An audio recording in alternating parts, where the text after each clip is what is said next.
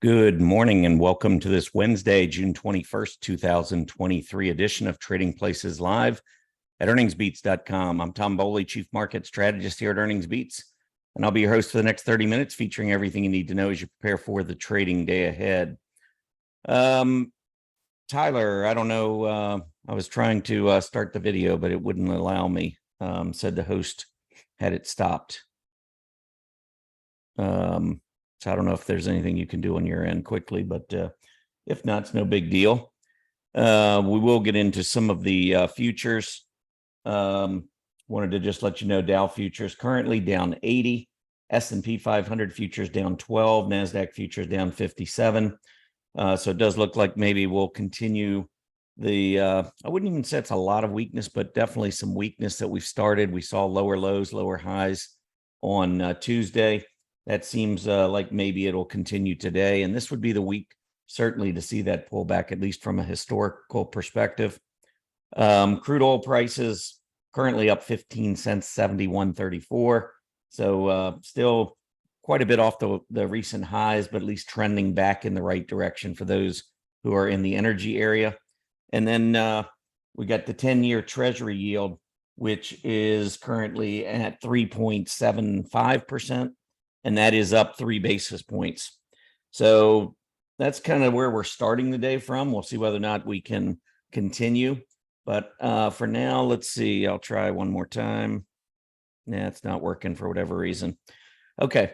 Let's go ahead and jump into the action from Tuesday. We saw the Dow Jones Industrial Average drop 245 points. That was down about 0.75%. Actually, let me go ahead and share here for you so you can see what I'm looking at. There you go. So the Dow down 245 points, S&P 500 down 21, NASDAQ down 14, mid caps down 19, small caps down 5, transports down 57. So really across the board, you can see we were anywhere from slightly lower to down about 0.75%. That would be the mid caps and the Dow leading the way to the downside. Among sectors, discretionary, of the 11 sectors, discretionary was the only one that was higher. So while it looked like maybe the losses weren't much, it was really a couple of areas within discretionary that held the market up quite a bit. Tesla, which I'll show you in just a second, was very strong, leading the auto group. But discretionary managed to rise about 0.75% on Tuesday. Meanwhile, at the other end of the spectrum, of the 10 sectors that went lower, energy led them, down 2.25%. Materials down about 1 1/3%. Neither of these groups are particularly strong or bullish, especially energy. You can see with that move down again yesterday. What this looks like to me, I mean, I would say it's a downtrend, but more sideways consolidation. I mean, the lows that were established on energy was back in March. We haven't breached those lows. The reaction high that we saw in April, we haven't been able to get through those highs. So really over the last 2 to 3 months, it's just been this sideways consolidation on energy. But, we'd like to get some kind of a break to the upside, because in a bull market, you do want all of the areas of the market performing well. And right now, I'd say that's not necessarily the case, especially when you look at energy, which has been, since the beginning of the year anyway, trending back to the downside. So yesterday's move, to me, back beneath both the moving averages, just continues to paint a little bit more of a bearish picture here on energy. Though, again, we do have some lows recently around 74, 75 that we'll want to keep an eye on. Materials, on the other hand, yes, not exactly a great looking chart, but we do have a double top here just below 82. We had a double bottom down around 74. But yesterday we did pull back, and within this range, traded and finished just a little bit above that rising 20-day moving average. We are getting a golden cross, but these can be somewhat misleading when you're in a sideways consolidating pattern, because prices keep moving up above the moving averages, then back down below, then back above, then back below. And so the 20-day and the 50-day are doing the same thing, moving up, moving down, moving up. So we get these crosses. You can see the last golden cross that we had on the materials group back in April, that was right at the top. So if you were waiting on a golden cross to jump in, you actually got in right on the top. And by the time we saw that death cross back down below the 50, you can see that we were quite a bit lower, and that was getting close to the bottom. So it's really been misleading. It's hard to follow moving averages when you're in any kind of a chart or in a market where you're going sideways. Those are trendless markets, and you really want to use these moving averages as trend following moving averages. So we need to see a breakout on materials. We need to get back through that 82 level at a minimum to kind of get things going. That was not the case on Tuesday. So here's the automobiles that I was talking about. You want to know why discretionary is going straight up right now and why it's having such a big month of June? Well, take one look at the autos. I mean, autos, they were already doing pretty well back in May, but really have stepped it up in June. And the primary reason is Tesla. Tesla up another 5% yesterday, back to $274. Tesla is absolutely on a roll. It's not gotten back to its all-time highs yet, though. So unlike NVIDIA, Microsoft, Apple, Tesla potentially still has more room to go. And that might be why we're seeing a lot of the money pouring into Tesla this month. I mean, already we're probably up 30 to 40% on Tesla just during the month of June. And then the other group that held up the discretionary group was home construction, home builders. And yesterday we had the housing starts come out for May, building permits. Now, I always look at it as though it's, a report that's way in the rearview mirror. So I don't know how much that played into the performance, but there's no doubt that we still have a pretty strong construction group. And you can see it in the index. I mean, we just keep going higher. We did pull back at the end of May. We saw the PPO test that zero line. We saw price action test the 50-day moving average, but right back up off of it we go with home construction stocks moving back to new highs and that PPO strengthening as well, showing that bullish momentum is accelerating. 10-year Treasury yield continues just really to kind of go sideways here. Let's get an update, see if there's anything new. No. Recent highs, let's call it about 383, 384. Haven't been able to get through that area. To the downside, we've got the 20-day moving average first, which currently is at 372, just 3 basis points beneath where we're currently trading on the yield. But more recent price lows that I would watch, or yield lows, would be down around that 360 level. So we're just kind of sideways consolidating here as well. Moving on, got a lot to still go over. S&P 500, here's where we had a little bit of a reversal on Friday. And then yesterday, this is the first day after monthly options expire. And that's normally a pretty bearish day. The Monday that follows options expiration is the worst calendar day of the month historically.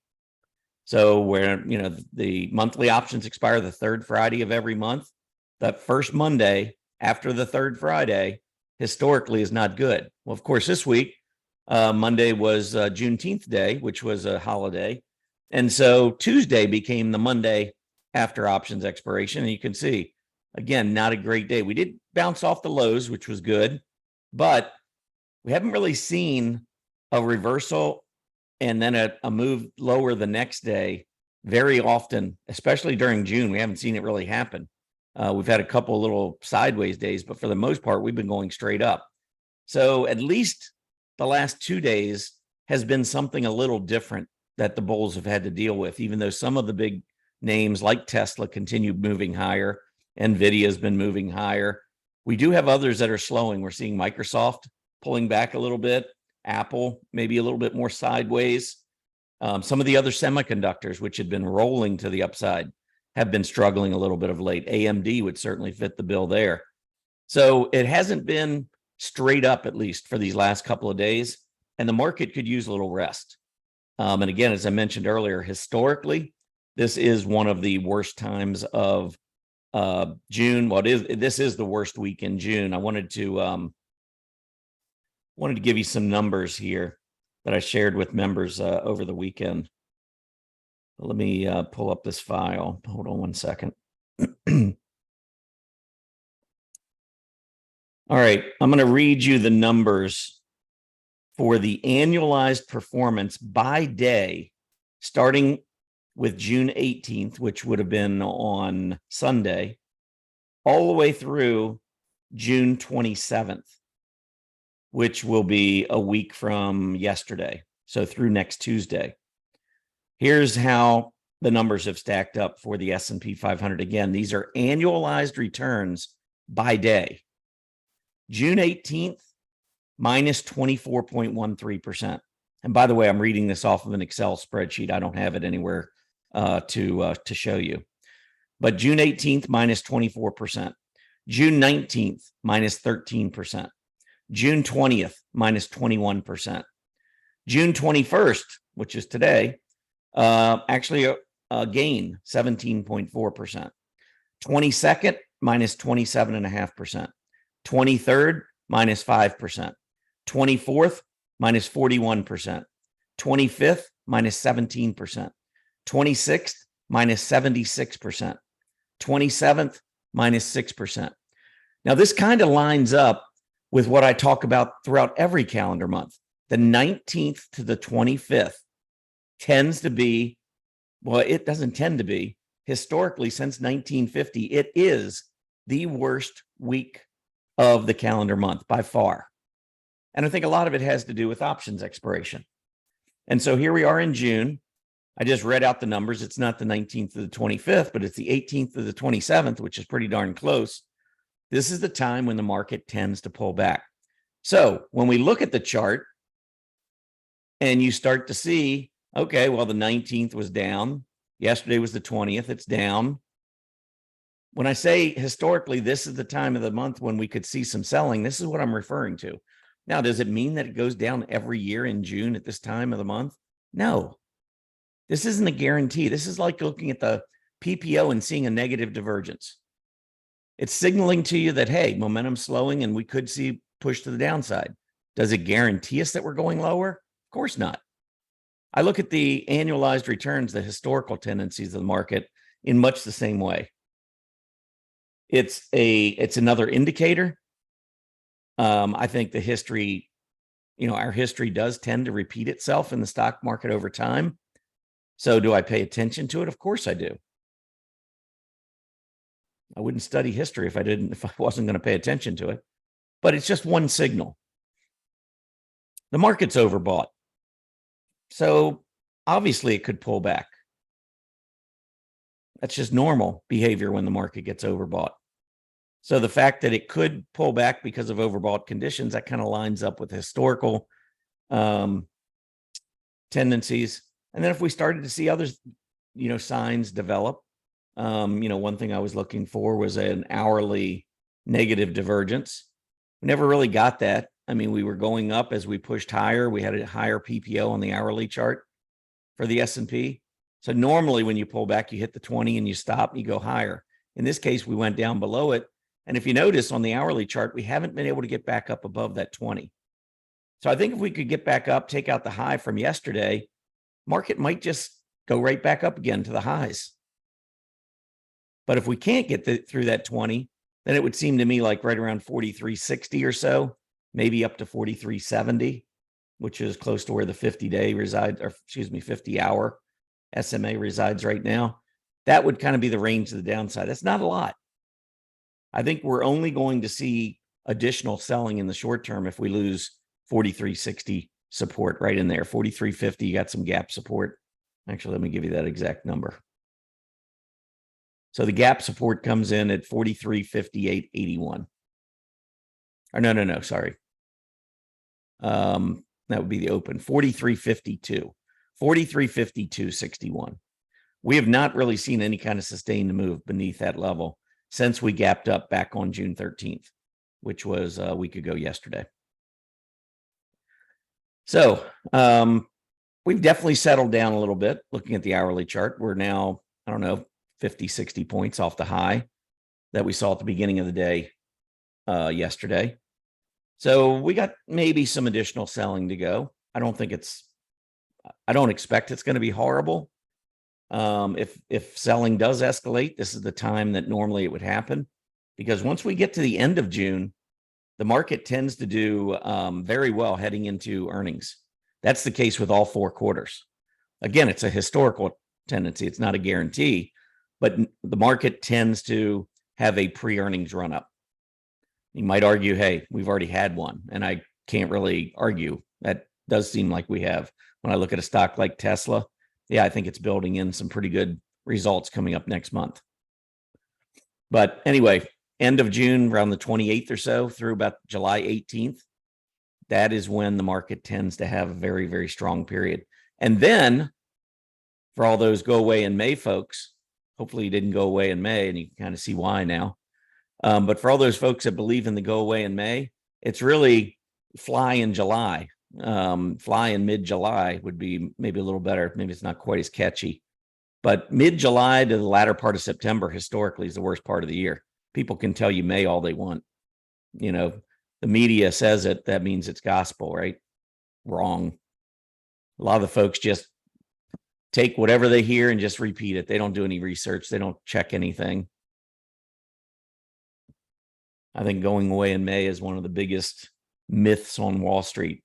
Now, there is some fact behind it. If you look at the stock market, if you look at the S&P 500 and you compare the beginning of May through the end of October versus the beginning of November through the end of April, I'll agree. May through October is not as strong. But that's about where it ends. I told everyone, members, told everybody here on YouTube, told everyone everywhere, folks I know personally. May, June, July, and August, those 4 months are the best 4 months for growth stocks versus value stocks. And what have we been seeing for the last 6-7 weeks? Hasn't it been all about growth? Everybody's like, wow, you know, all these growth stocks really going. Well, study history. Maybe they don't go up as much as they have this year, but they go up. That's the history of the stock market. Growth stocks outperform during the 4 months that we're in right now, May through August. Anyhow. All right, let's keep moving. NASDAQ 100. Very similar. I mean, that does look a little bit like a dark cloud cover candle, reversing candle. Didn't see quite enough weakness on the S&P to call it dark cloud cover. This one I think probably falls a little short too, but it looks a little bit more like it. A dark cloud cover is just simply gapping up and then coming back down and closing in the lower half of the prior candle body. And it has to, for it to be a reversing candle, it needs to follow an uptrend. So this one kind of fits. If we shorten this chart though, let's see if we can get a little bit. So if we look at 3 months, you can see we come down, doesn't quite look like it gets to the middle part of the candle. So technically, I don't know that it is a dark cloud cover. But I mean, back here, you can see this was a bullish engulfing and didn't matter. The market just rebounded. So it's a hint, but it's not anything that guarantees us. Once again, we have not tested even the 20-day moving average since back on May the 4th. So we're talking about 6 weeks now running where price action has maintained above the 20-day. A 20-day test would be nice. Notice all this, the pauses that the hesitation that we had at about 14.6. Going back down, I mean, then we finally broke out. Going down to test 14.6 from here would be maybe 3%. And that would also come down almost right to that 20-day moving average. So personally, I would actually like to see a little bit of profit taking this week and maybe into the early part of next week. And maybe that gets us down to that 14.6 level on the NASDAQ. But I'll tell you, looking at some of these charts like NVIDIA and Apple and Microsoft and some of the others, Tesla now, Amazon, I mean, it certainly doesn't appear like the market wants to pause for 3%. But just throwing it out there, I do think when you're overbought, you get to this time of the calendar month where we tend to see profit taking. You know, you always think, well, market keeps going up. It's just not going to pull back. It's not going to pull back. And then all of a sudden something happens and it pulls back. And then sometimes it pulls back even more than you think. And then you're like, well, when's this thing going to turn back around to the upside kind of a thing? Anyway, that's where we stand right now. So we'll see what happens from here. All right. Next up, for those of you who like doing the chart of the day, because I got a chart of the day for you, you can go over to earningsbeats.com and scroll down. We have a area where you can sign up for our Earnings Beats Digest. This is a 3 times a week newsletter, Monday, Wednesday, Friday. We sent out one earlier today. I'll show you that chart in just a second. But if you want this delivered to your inbox 3 times a week, just type in your name, email address, hit that subscribe button. No credit card required. You can unsubscribe at any time. We'd love to have you. We also have a free event coming up in a few weeks. And those who are in the Earnings Beats Digest, those who are subscribers, will be invited to the free event. So it's another reason to make sure you get signed up, because this is where we go to for our free events. We go to our Earnings Beats Digest community. Of course, all of our members are invited, but we do allow for our public webinars, those on our EB Digest newsletter, to also attend. And the one we've got coming up is going to be a really, really good one. So you want to make sure that you're signed up. All right, chart of the day. So I wrote a little bit about Accenture yesterday. Accenture is going to be reporting their earnings tomorrow morning before the bell. And, you know, I looked at this and I was really excited about the prospects of Accenture blowing numbers out tomorrow, except for one thing. I looked down here and I looked at it relative to the software peers. And Accenture is down near the bottom. I mean, just a month ago, we had a 52-week low relative to software. So it hasn't been a very good performer within a group that has been stellar. Software this year, you can see relative to the S&P, it's been going straight up. It's the 7th best industry group out of 104 industry groups. Software has been the 7th best. So this is an interesting question as we go into earnings tomorrow on Accenture. You know, AD line looks good. Looks like it's being accumulated. I mean, I look back over the last 6 weeks and it's almost all hollow candles. So we are seeing buying throughout the day. But is it a rising tide lifts all boats kind of a situation? Is it because, I mean, we were going nowhere for a while. Look at the software outperforming the S&P all year long, and Accenture was going nowhere. It was actually, it went down in March to double bottom. You had a double bottom matching that October low from last year. That's when the S&P was at its low. In March, the S&P was nowhere near that October low. So you can just see Accenture not performing very well, and then all of a sudden just recently catching fire. So is this a final attempt by market makers to get good prices for institutions that have wanted to get out? In other words, you know, is this prepping for a not so good report? Well, maybe, but that AD line tells us a little bit different story. I mean, normally what you would see is if we were going up and market makers were trying to get out of stocks for institutional clients, you'd see a lot more of these type candles right here, where you're closing way off the highs from the day. I mean, how do you sell a lot of shares for institutional clients and still close at the high of the day? It's hard to do. So I just see a lot of mixed, signals here on the Accenture chart. I'm going to give it the benefit of the doubt just because many growth stocks are doing extremely well right now. It does have room down to maybe the 20-day moving average. You know, that would be roughly about $10 from where we are now. But I don't know. This one, I don't really have a strong opinion one way or the other what's going to happen. So for me, I would not hold going into earnings. I just don't feel comfortable enough about it. It may take off. It may fall back to the 50-day moving average. I mean, I have no idea where it's going to go. And again, just not enough clues here to help me. And that's how I look at my stocks going into earnings. I look at their relative strength. You know, why is Wall Street going to all the other software stocks instead of ACN?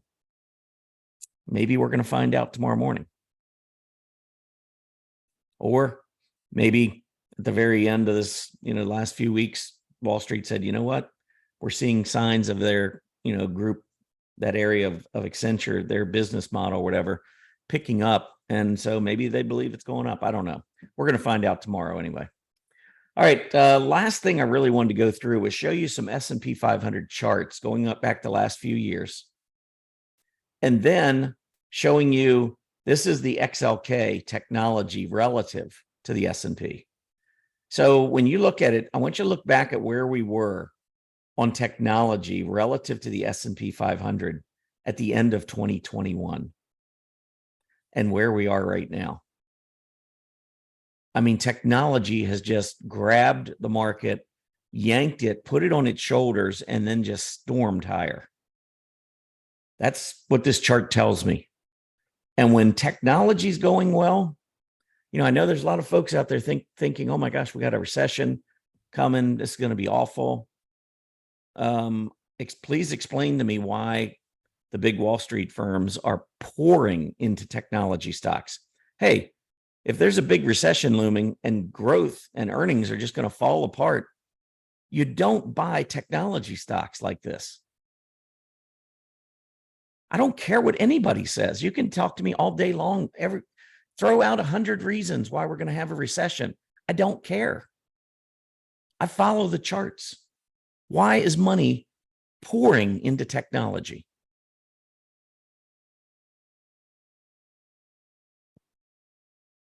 I don't know. I'd say it's because the market anticipates very strong growth in this area. I mean, rates are even much higher than where we were, and yet the money is pouring into technology. This isn't a dead cat bounce. This is all-time relative highs.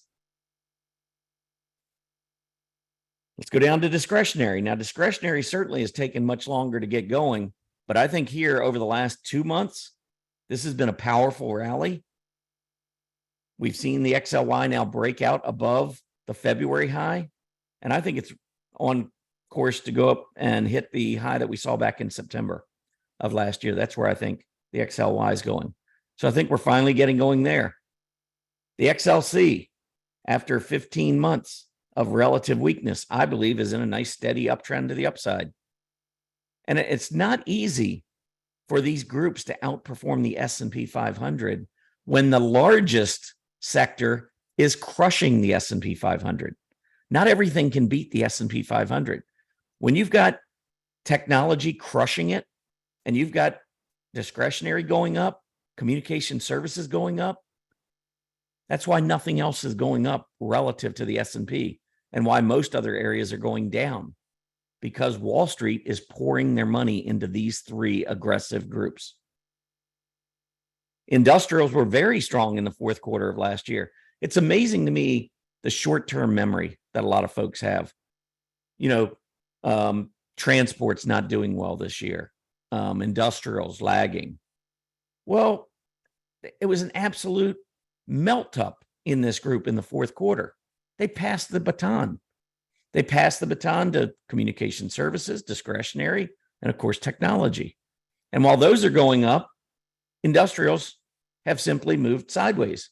Did you know the XLI on an absolute basis set an all-time high? We just did that here recently, last couple of days. So they're still going up. They're just not leading the S&P 500, and that's okay. Not every group can lead the S&P 500. Financials, in my opinion, continue to have the stronger issue. And I'll be honest, back in my former career as a practicing CPA, I was a partner in a CPA firm in Washington, D.C., the metropolitan area, and I audited banks. That was one of my areas of expertise. And I can tell you, when you get an inverted yield curve, it's not good for banks. It squeezes their net interest margins and their profits go down. The key is, do banks continue to lend? That's the key. It's not whether you have an inverted yield curve. It's whether banks continue to lend and whether the economy remains strong. I look at unemployment. Unemployment still near all-time lows. I mean, the economy, you've got to see the economy start to roll over before you can begin to even think about a recession, or certainly a deep recession. There's some people talking about a deep recession. Everybody's employed. Wage growth is good. I don't understand how you come up with that. Again, banks are going to underperform. And they certainly have over the last 3 or 4 months. And again, a lot of this has to do with the fact that technology has been so strong. That's going to put a damper on every other sector. Looking at the defensive group, same chart, S&P 500, 3-year. Look at the healthcare group this year, getting crushed. Staples, getting crushed. Real estate, getting crushed. Utilities, getting crushed.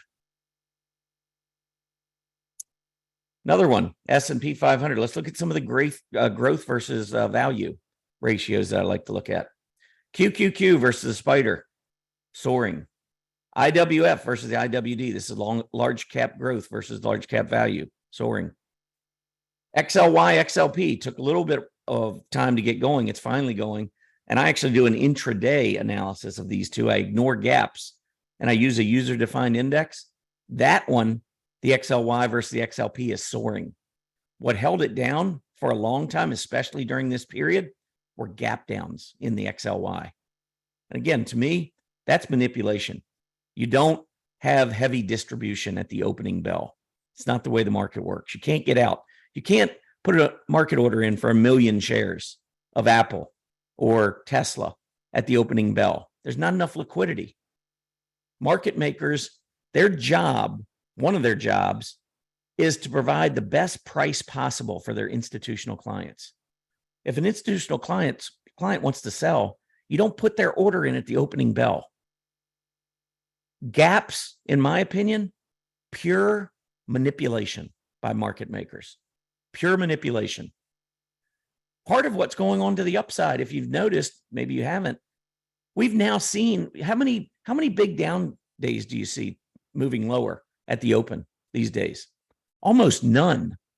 Why?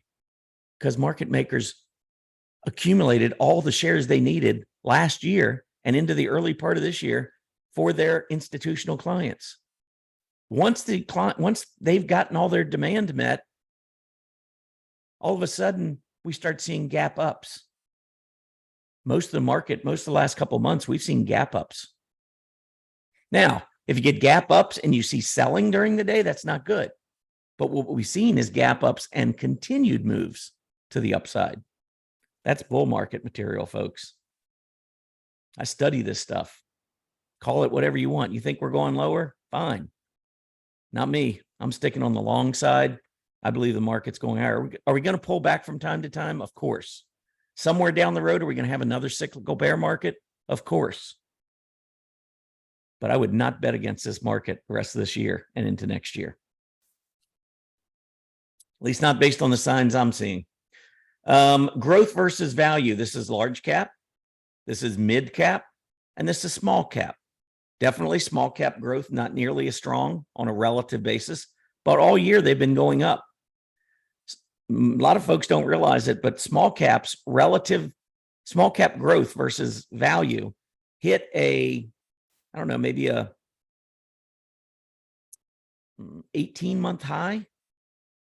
We hadn't been at this level since back in January of 2022. So even though small caps are not doing well, money is rotating into growth, which I find to be very bullish. The last one down here is transports versus utilities. Starting to move back to the upside as well. I think transports are going to be very strong over the balance of the year. My opinion, but we'll see. I see some real positives coming out of transports. And so I think this transports versus utility ratio, we've seen it moving up for the last 6 weeks. I think you're going to see it continue. All right, that's essentially what I had for you today. I'm going to wrap up, but I do want to show you one other chart. And recently I talked about, hey, you don't want to be in gold. And it wasn't so much, and silver. And I said it wasn't so much about the absolute chart, because gold had gone higher and silver had gone higher. It's what they do relative to the S&P 500 when the volatility index drops. That's why you don't want to be in gold and in silver. And I pointed this out. I've pointed out many times, but I just wrote it. I think I did an article on it, or maybe it was a show where I talked about it a few weeks ago. And if you look at what the S&P 500 is doing. Now look at what gold is doing relative to the S&P 500. Look at what silver is doing relative to the S&P 500. I'm not saying gold and silver are not going to go up. What I have been saying is give me a choice between owning the S&P 500 and owning gold or silver, and I'm going to take the S&P 500 every time. Gold is not going to outperform the S&P 500 in a bull market advance. Sorry, not going to happen. And you might argue that this isn't a bull market advance. I would advise you to turn your computer upside down because you're looking at it from upside down or some other perspective, because the market is on a rip to the upside. Anyhow, that's what I got for today. Let's take a quick look, see how the market's opened. Dow down 137, S&P down 16, NASDAQ down 46, all down roughly 1/3 of 1%. No biggie there. Small caps down a little bit more. Interestingly enough, look at the VIX. It's down 2.5% today with red everywhere. Folks, fear has come out of the market. Bear markets thrive on fear. I've pointed out during past shows, when the VIX drops below 16, the current bear market that you're in, we never saw a new low of that stage of the bear market. Now, I say all that because it was pointed out to me, someone rather astutely, that we were in a secular bear market from 2000 to 2012, 13. And we went down from 2000 to 2003. And when we had the cyclical bull market from 2003 to 2007, the VIX came down below 13. And then we had another bear market that took us back down to new lows.